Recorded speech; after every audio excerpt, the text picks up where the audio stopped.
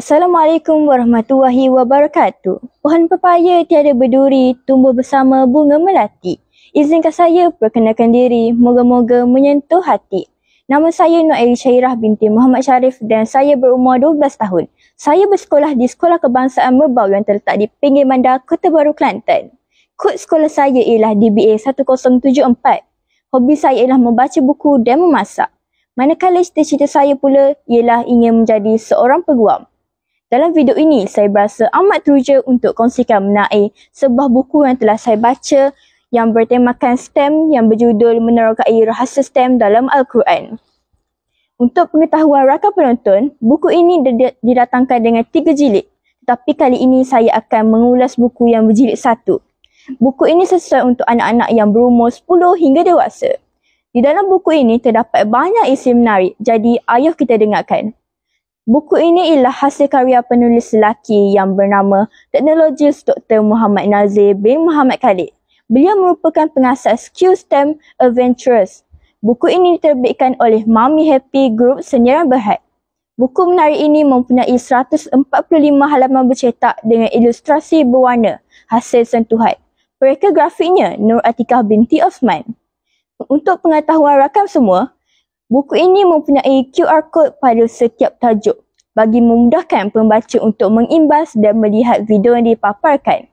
Ia berharga RM55 sahaja dan boleh didapati di dalam aplikasi Shopee dan Lazada. Buku ini mendapat sambutan hangat dan menjadi best-selling book di kedai-kedai buku yang menarik perhatian saya ini mengandungi 35 topik yang merangkumi tema STEM iaitu Sains, Teknologi, Engineering dan Matematik. Buku ini dapat merasa minat untuk mendalami bidang STEM dan dalam masa yang sama dapat menyingkap isi kandungan Al-Quran. Apa menarik minat saya? Buku ini memuat beberapa penemuan serta fakta ilmiah yang diungkapkan oleh para ilmuwan terdahulu dan sekarang. Sebagai contoh, pada tajuk 3 iaitu dalam pembinaan piramid, mujizat Al-Quran telah berbicara sejak ribuan tahun dahulu sebelum para saintis dan ilmuwan dunia menemukan rahsia tersebut. Banyak pendapat yang menyatakan piramid dibina dengan cara batu-batuan besar dipahat.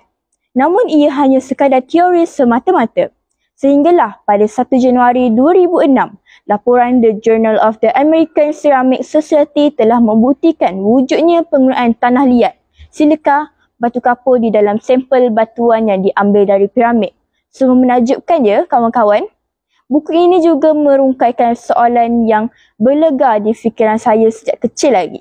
Di mana setiap kali saya menonton cerita seram, bulu roma saya akan naik dengan sendiri. Apa yang sebenarnya terjadi pada tubuh kita ketika itu? Rupa-rupanya, kulit akan meremang ketika kesejukan, ketakutan, berasa terancam dan ketika mengalami keadaan emosional. Apa yang menariknya, bukan sahaja manusia boleh meremang, malah haiwan mamalia juga sama. Cuba lihat apabila kucing yang sedang marah atau mengamuk, pasti naik semua bulu badannya.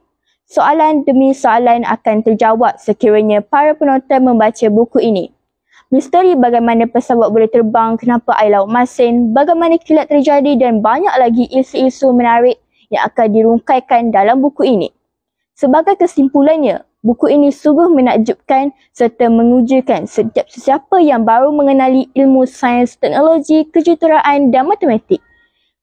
Pengayatan ilmu STEM dalam Al-Quran boleh melahirkan generasi ulul albab yang mampu mengimbangi sains yang berteraskan Al-Quran. Cuma pada pemerhatian saya, terdapat kesilapan teknikal pada muka surat 3. Ia seharusnya disemak terlebih dahulu sebelum dicetak. Akhir sekali ingin saya katakan bahawa buku ini sangat bagus dari segi olahan bahasa dan mudah difahami. Nur Airi Syairah nama diberi, Islam dan Sains dikaji harmoni. STEM dalam Al-Quran perlu dihayati barulah dirasai kebesaran ilahi. Sekian, terima kasih.